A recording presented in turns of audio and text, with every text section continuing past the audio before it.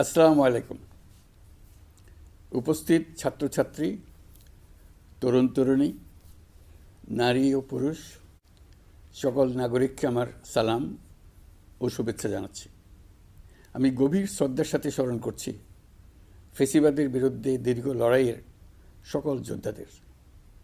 বিশেষ করে অভিবাদন জানাই জুলাই গণ অভ্যুত্থানে শহীদ হওয়া ছাত্র জনতাকে, যারা আহত হয়েছেন, চোখের দৃষ্টি হারিয়েছেন, যাদের অঙ্গহানি হয়েছে, তাদের প্রতি আমাদের ঋণ শোধ হওয়ার নয়।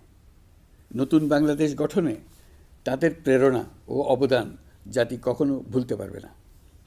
গণ অভ্যুত্থানের মাধ্যমে আমরা বাংলাদেশের রূপান্তর পর্বে প্রবেশ করার অধিকার অর্জন করেছি। এই রূপান্তর দ্রুত সফলভাবে কার্যকর করার জন্য আমাদেরকে সকল শক্তি নিয়োজিত করার জন্য প্রতিজ্ঞা